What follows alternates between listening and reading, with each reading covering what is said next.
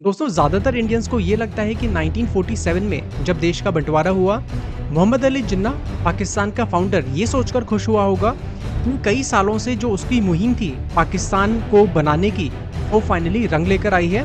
और 14 अगस्त 1947 को उसने बड़े धूमधाम से उस चीज़ को सेलिब्रेट किया होगा, जश्न मनाया होगा। बट दोस्तों, आपको जानकर ये आश्चर्य होगा कि ऐसा बिल्कुल भी नहीं था। To the extent that Jinnah was so heart broken that Jinnah ने पार्टीशन के बाद कई बार ऑन रिकॉर्ड कहा है that what I have got is a mutilated moth eaten Pakistan. मतलब जो पाकिस्तान मुझे मिला है वो कटा फटा है, कीड़े ने खाया हुआ है। ऐसा पाकिस्तान मुझे बिल्कुल भी नहीं चाहिए था। तो दोस्तों, सवाल ये है कि आखिर वो कौन सा प्लान था जिन्ना का पाकिस्तान को लेकर जो जिन्ना को चाहिए था, और किसकी वजह से जिन्ना को उसका मुकम्मल पाकिस्तान नहीं मिल पाया। और इस वीडियो में मैं आपको ये भी बताने वाला हूँ कि जिस कॉन्सेप्ट के बेसिस पे जिन्ना को फाइनली उसका पाकिस्तान मिला भी, उसमें भी जिन्ना बिल्कुल भी खुश क्यों नहीं था। तो आइए डिस्कस करते हैं इन सब बातों को।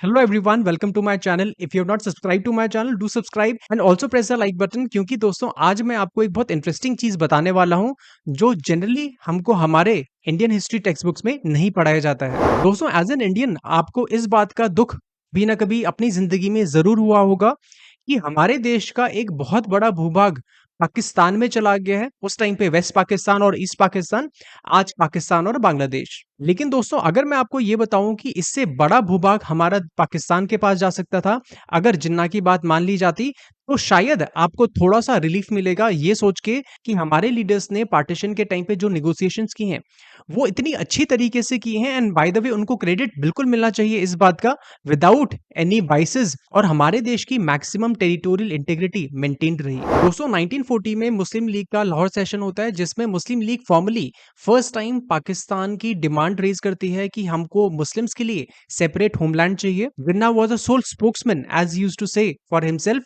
Of all the Muslims in the country. 1945 तक, क्योंकि सेकेंड वर्ल्ड वॉर चल रहा था, अंग्रेज उतने ज्यादा इंटरेस्टेड नहीं थे, क्योंकि उनका फोकस किसी और चीज में था, हिटलर को फाइट करने में था। और इस वजह से जो फॉर्मल कॉन्स्टिट्यूशनल टॉक्स थी बिटवीन ब्रिटिश एंड इंडियंस, वो पॉसिबल नहीं हो पाई। क्रिप्स मिशन आता है 1942 में। उस टाइम पे विंस्टन चर्चिल प्राइम मिनिस्टर हुआ करते थे इंग्लैंड के, लेकिन वो इंडियंस को बेवकूफ बनाने का तरीका था। By the way, Winston Churchill, as you would know already, was very very hardcore imperialist and he never wanted कि इंडिया को उसके टाइम पीरियड में एटलीस्ट आजादी मिले। 1945 में लॉर्ड वेविल उस टाइम के वाइसरॉय हुआ करते थे, उन्होंने वेविल प्लान प्रपोज किया।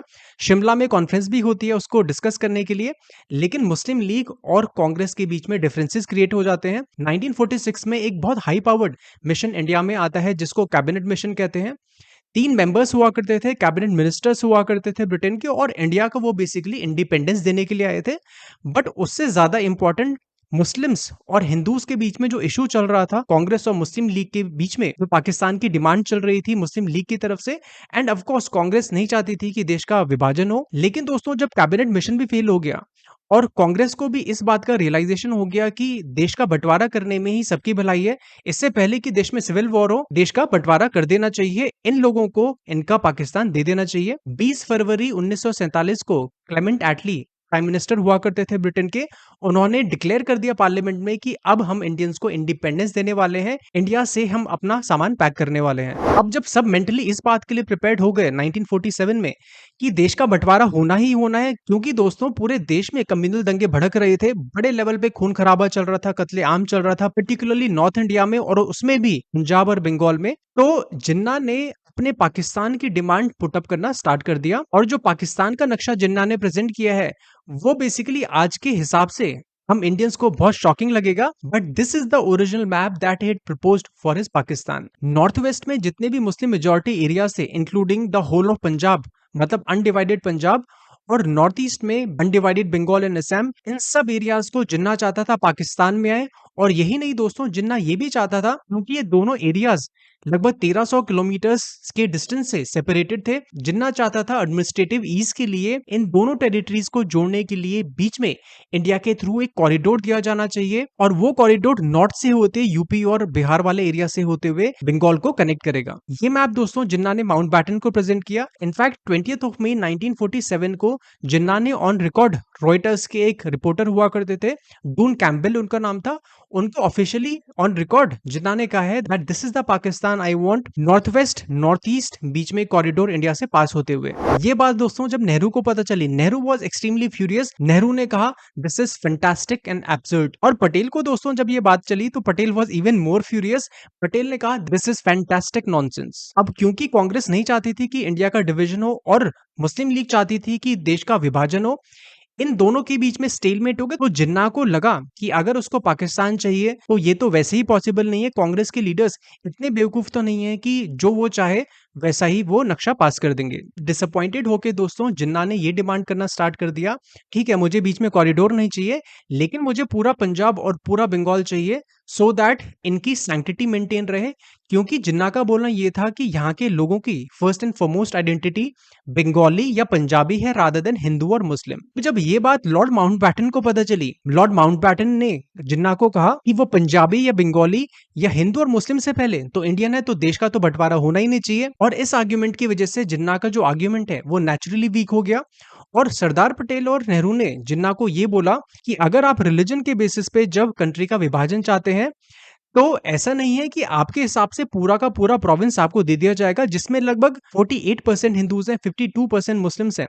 बिकॉज पंजाब और बंगाल में दोस्तों ऐसा नहीं था कि सिंध की तरह वहां पे एब्सोल्यूट मुस्लिम मेजोरिटी नहीं थी। In the case of Punjab and Bengal वहां पे लगभग 52, 48, 55, 45 का प्रोपोर्शन था, मतलब माइनॉरिटी में हिंदूज, लेकिन जो माइनॉरिटी भी है वो लगभग 45, 48% है। तो नेहरू और पटेल ने तो बिल्कुल साफ मना कर दिया और ये कहा बंटवारा होगा, बिल्कुल होगा, लेकिन प्रोविंस का भी होगा, बंगाल का भी होगा, पंजाब का भी होगा और डिस्ट्रिक्ट लेवल पे, सब डिस्ट्रिक्ट मतलब तहसील लेवल पे, गांव गांव के हिसाब से बंटवारा होगा अगर आपको रिलीजन के बेसिस पे चाहिए। और जिन्ना के पास इसका कोई जवाब नहीं था।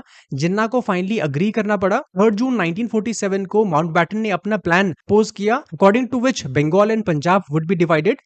सर सिरिल रैटक्लिफ को ब्रिटेन से बुलाया गया, फर्स्ट एंड लास्ट टाइम वहां से आते हैं। 5 हफ्ते का टाइम दिया गया था सर सिरिल रैटक्लिफ को बाउंड्री कमीशन का अवार्ड देने के लिए, मतलब जो इंटरनेशनल बॉर्डर्स हैं नॉर्थ वेस्ट और नॉर्थ ईस्ट में उसको ड्रॉ करने के लिए। दोस्तों जिन्ना की आखिरी होप ये है कि अब बंटवारा तो होना ही है, पंजाब का भी हो रहा है, बंगाल का भी हो रहा है। जिन्ना वाज ऑलरेडी डिसअपॉइंटेड, लेकिन कम से कम मैक्सिमम डिस्ट्रिक्ट्स और ज्यादा से ज्यादा इंपॉर्टेंट सिटीज पाकिस्तान के हाथ लग जाएं। जिन्ना चाहता था दोस्तों कलकत्ता भी उसके पास है, कलकत्ता नहीं उसके पास आया। जिन्ना चाहता था इंडियन पंजाब से गुरदासपुर और फिरोजपुर डिस्ट्रिक्ट्स उसके पास आए। यहाँ पे कुछ तहसील्स में मुस्लिम्स की मेजोरिटी थी, लेकिन क्योंकि माउंटबैटन और नेहरू फ्रेंड हुआ करते थे, and this is true actually, Nehru चाहते थे ये डिस्ट्रिक्ट्स इंडिया के पास हैं।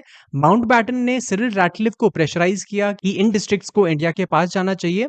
और गुरदासपुर का तो दोस्तों ये है कि ये पाकिस्तान की टेक्स्ट बुक्स में भी लिखा हुआ है, and this is true also. Gurdaspur की 4 तहसील्स में एक तहसील सिर्फ पाकिस्तान के पास गई, 3 तहसील इंडिया के पास आई। और उस टाइम पे सिर्फ गुरदासपुर ही ऐसा डिस्ट्रिक्ट हुआ करता था जहां से कश्मीर का डायरेक्ट एक्सेस था। आज की डेट पे भी अगर आप पंजाब का मैप देखोगे तो एक बहुत नैरो कॉरिडोर है जिसके थ्रू कश्मीर का एक्सेस होता है।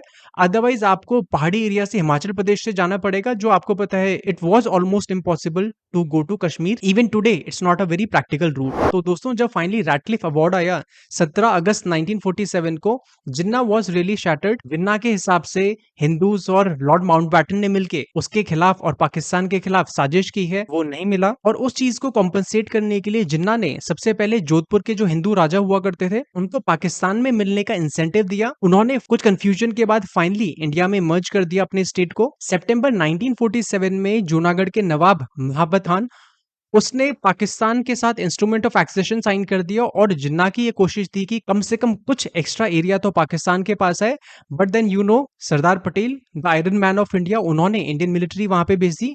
जिन्ना का ये प्लान भी दोस्तों नाकामयाब हो गया। अक्टूबर 1947 मतलब अगले महीने पश्तून ट्राइबल्स को पाकिस्तानी गवर्नमेंट के सपोर्ट से वहां पे भेज दिया हमला करने के लिए, और वहां पे भी जिन्ना को मुंह की खानी पड़ी। 26 अक्टूबर 1947 को महाराजा हरि सिंह ने इंडिया के साथ इंस्ट्रूमेंट ऑफ एक्सेशन साइन कर दिया, और कलम की उस एक स्ट्रोक से फाइनली जम्मू एंड कश्मीर भी इंडिया का इंटीग्रल पार्ट हो गया। इन सब चीजों से फ्रस्ट्रेटेड होकर जिन्ना का जो फाइनली आखिरी जो गैम्बल था कि हैदराबाद स्टेट को पाकिस्तान में शामिल कर दिया जाए, because Hyderabad was really a very very big province. वहां के निजाम ने थोड़ा सोचा भी कि पाकिस्तान के साथ क्या मर्ज कर दिया जाए, तब तक सरदार पटेल ने प्रेग्मेटिक तो वो थे ही, उन्होंने ऑपरेशन पोलो करवाकर हैदराबाद में इंडियन मिलिट्री भेज दी और हैदराबाद को भी फाइनली इंडिया में मर्ज करवा दिया। तो दोस्तों इन सब बातों से आपको ये तो समझ में आ गया होगा कि किस तरीके से इंडिया का एक बहुत बड़ा एरिया हमारा पाकिस्तान के पास जा सकता था।